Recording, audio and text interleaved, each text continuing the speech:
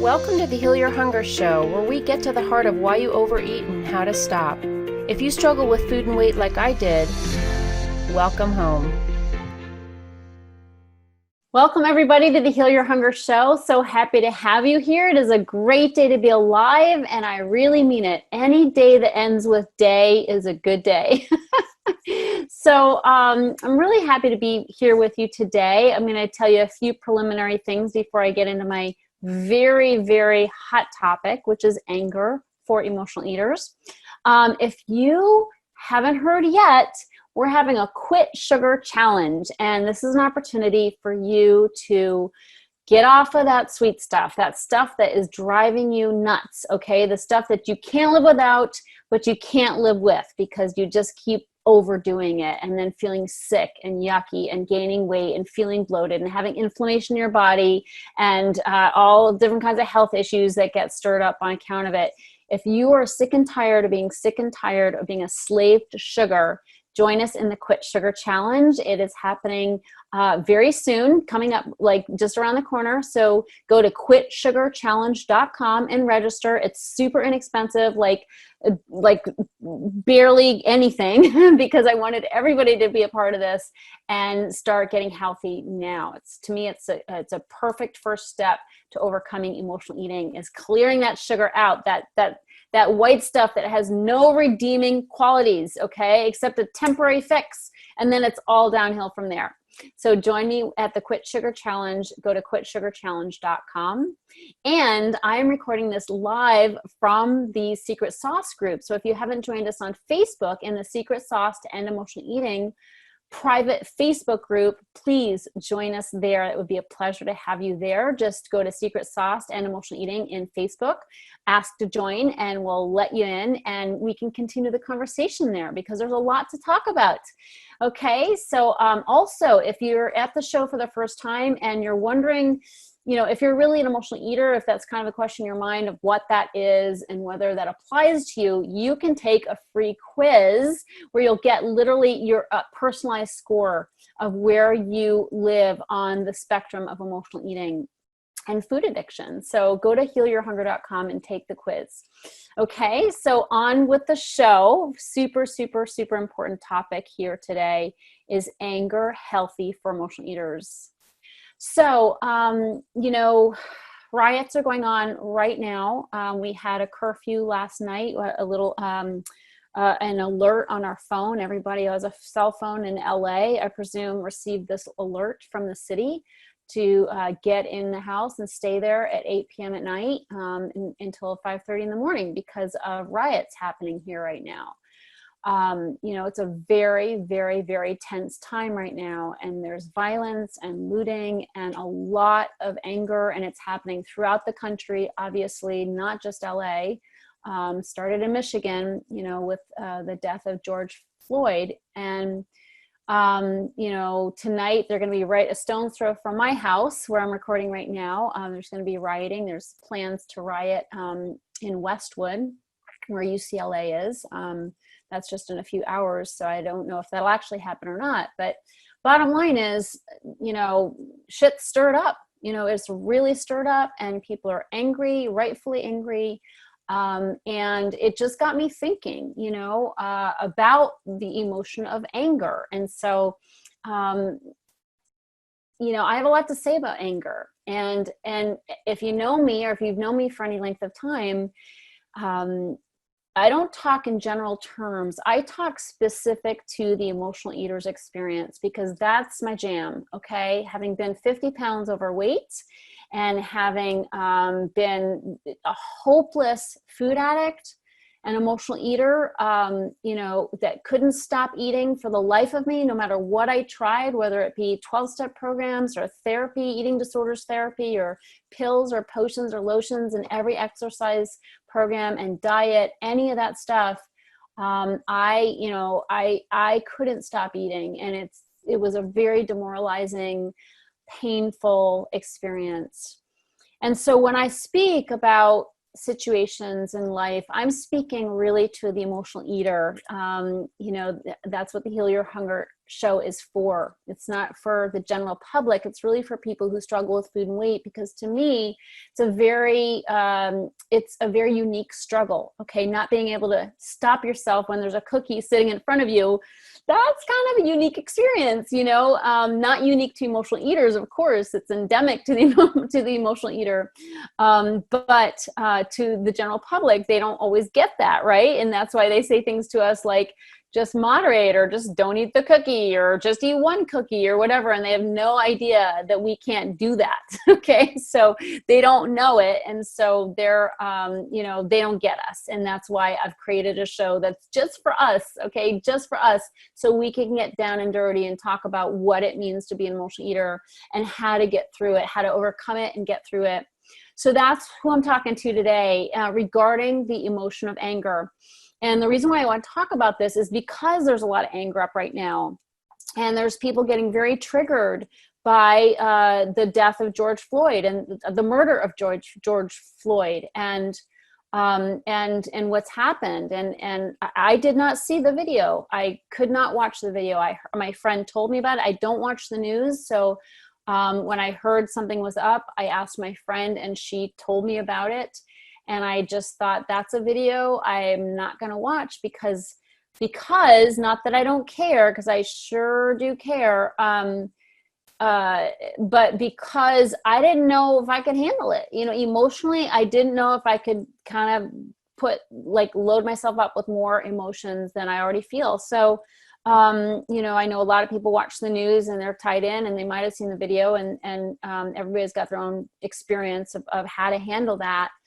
But I know a lot of people are feeling a lot of feelings right now, and it's all completely intensified by the fact that we've already had something, a worldwide experience that's unprecedented, and we already have a ton of feelings from being cooped up at home for 3 months. So it's a really intense time. So I want to talk about anger for the emotional eater, because, it's a unique experience. And I'll go back to just talking about kind of how emotional eaters typically deal with anger, which oftentimes is to avoid it.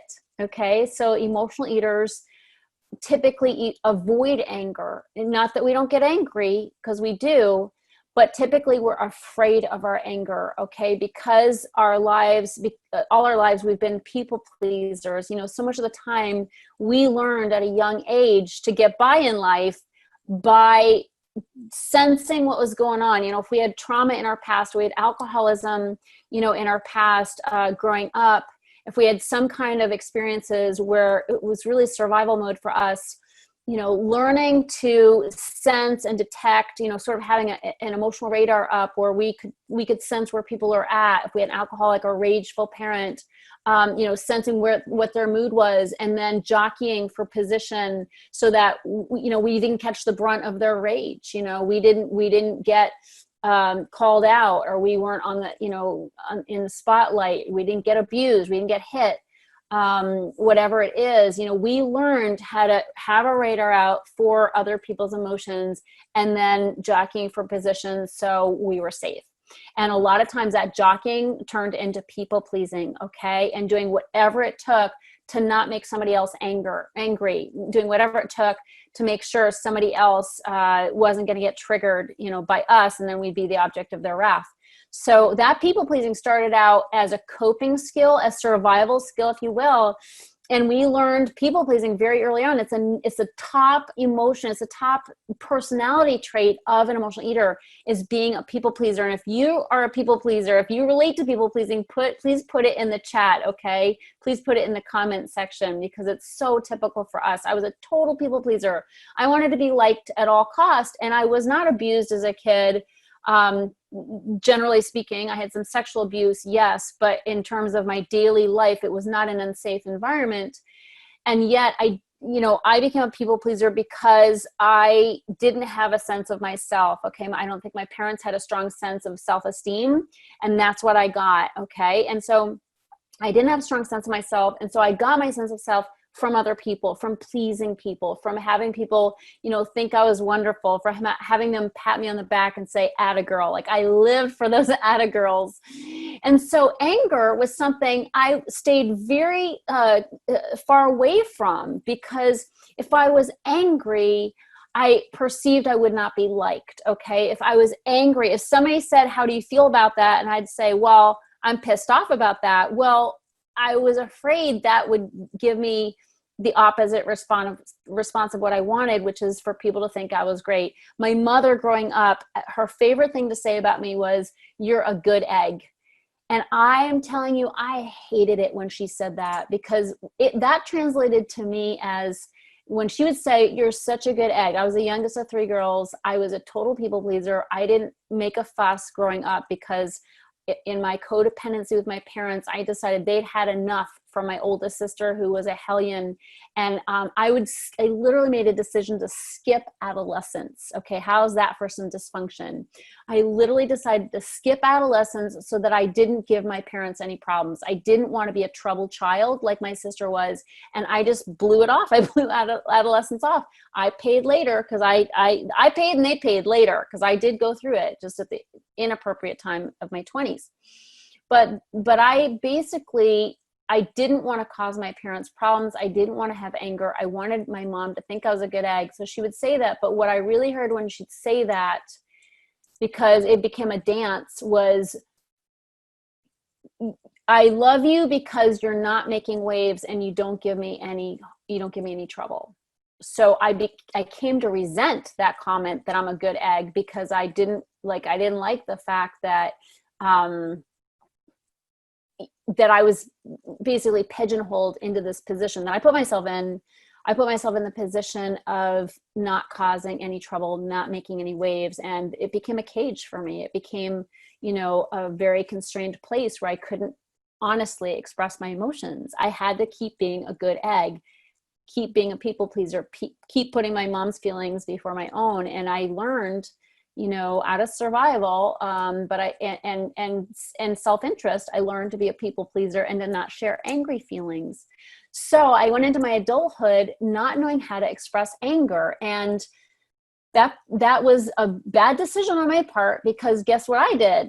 With those angry feelings, I stuffed them with food. Okay. And this is why this is such an important topic right now, is because emotional eaters need to express anger. They need to express all their feelings in one way or another, preferably a healthy way, in order to not stuff them with food. So anger is a very important emotion for us to feel. But it's a tricky one, because if we tip over into rage or into victimhood and just dwelling on the fact that life is not fair and we've been victimized, well, that turns into overeating also. So you see the dilemma? It's like, we can't stuff our feelings with food. We have to express them. But if we get so into our feelings that we live in them and we feel like a victim perpetually, and we're in self-pity and, the world is doing us wrong, that will feed emotional eating as well. It becomes an excuse to overeat, is pour me, for alcoholics, they say, pour me another drink. So self-pity and victimization and living in that place also causes emotional eating, stuffing it with food. So we have to walk that fine line. So anger, to a certain extent, is important to feel and to express, albeit in a really constructive way. And my favorite way, if you know anything about me or if you're a client, it's write about it, talk about it, pray about it. Okay? Write about it, get those feelings out on paper or on your keyboard, because that's healthy. Okay? You got to get it out. But writing it out is such a great release. You cannot bottle it up or you will end up eating, okay, and stuffing it with food. You've got to get it out. Raging on other people is not healthy, okay? Looting is not healthy, okay? It's very destructive. It's not going to get people where they need to go. They'll get some feelings out, but then there's an aftermath and high consequences. So write about it, talk about it, pray about it. It's my favorite way to deal with strong, hard feelings.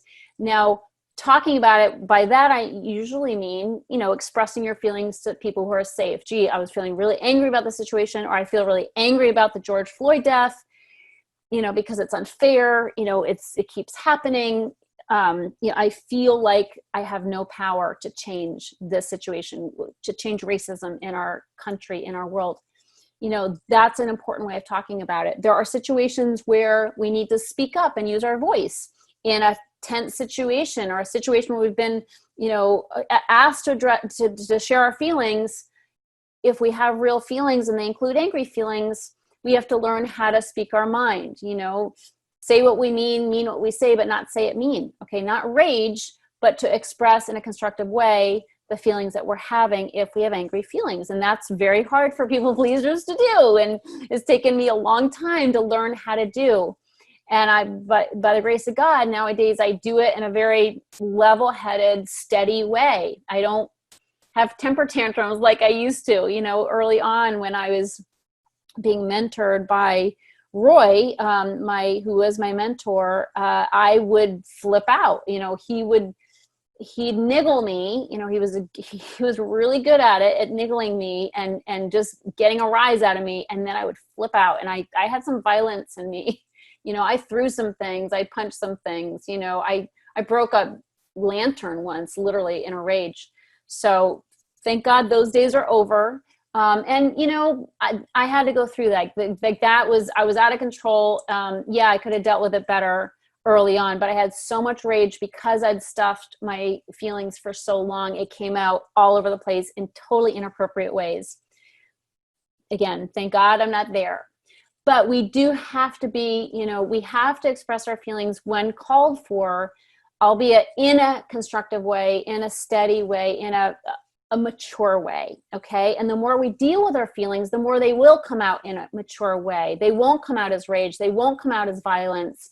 They won't come out hurtful. They will just come out as our feelings. Okay. And there's a place for just sharing honestly our thoughts and feelings about things. And as emotional eaters, we need to learn that skill. And that's a big thing that people learn in my program is, how to communicate effectively and honestly, and not to stuff, how we think and feel. But again, these are some fine lines we're talking about. So I really want to just say that, anger for the emotional eater is important to acknowledge and feel so we don't eat over it. But living in a place of perpetual anger is deadly for the emotional eater. Okay. Because what happens is when we're angry is we block off that beautiful flow from God. Okay. When we're angry, our heart closes, our body constrains, and we live, shut off from God. So if we want to not overeat, we've got to open our hearts. We have to find a way to open our hearts and to let God flow, and we have to clear out the resentment. We have to clear out the anger. We have to clear out the fear so God can better flow through us. And I've had many experiences with anger where I was so angry, I was dark. I didn't feel God at all. I felt nothing but anger and rage. And of course, it led to overeating every single time. And recently I had a day when I was angry. I'm going through a divorce right now with my husband. And that's not an easy thing. I think we're doing it in the best, highest consciousness way possible, because we love each other very much, and we're committed to continuing to be friends. So, and nevertheless, we had, a tough day where we were both afraid. That's where anger comes from. It comes from fear.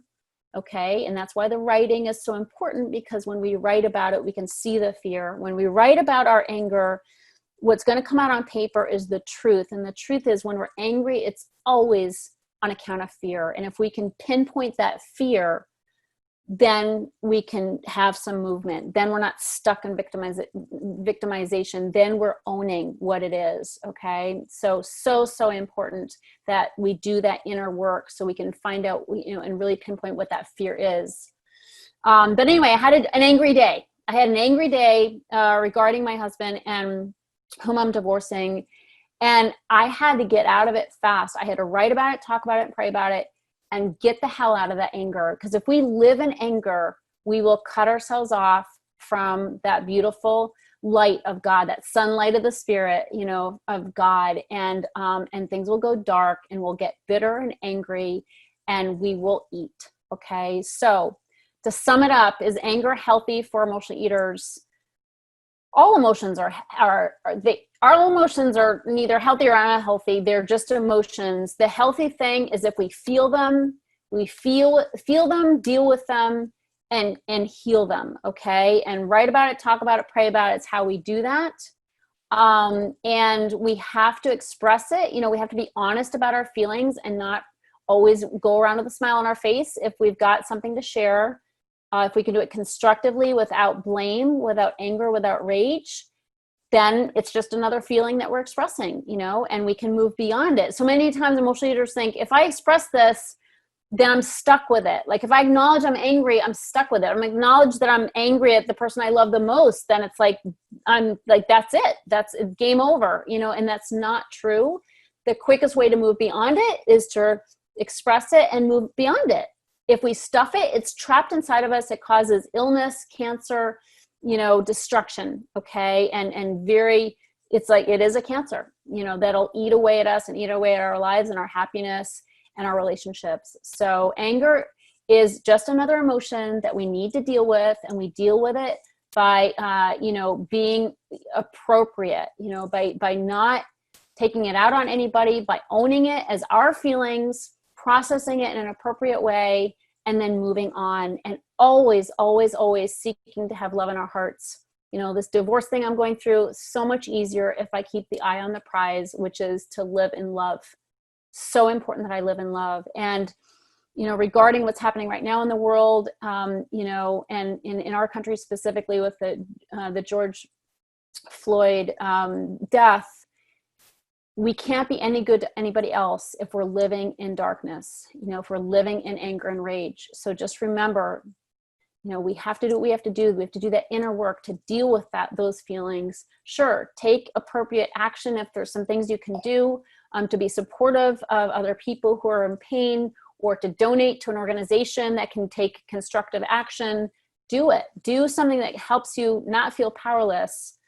But don't live in anger and rage, or it will backfire and cause you to eat. And if we're eating, we cannot be helpful to anybody, because then it becomes all about the food, all about the obsession with what we're going to get, how we're going to eat, what we're going to eat, when we're going to eat, how we look. It takes over, and then we cannot do good in the world if we're in the food. So that's the real message here is, for emotional eaters, we have to deal with our feelings, whatever they are, so that we can move beyond them and continue to live in light and love. And that's when we can be of most helpfulness and service to those around us. So I hope this has been helpful. I love you so much. And, just come around for another show. It'd be fun to have you. And thank you so much for any comments that you want to leave in the secret sauce group, so we can keep the conversation going, especially this conversation. It's a vital one. So thank you so much. I love you so much.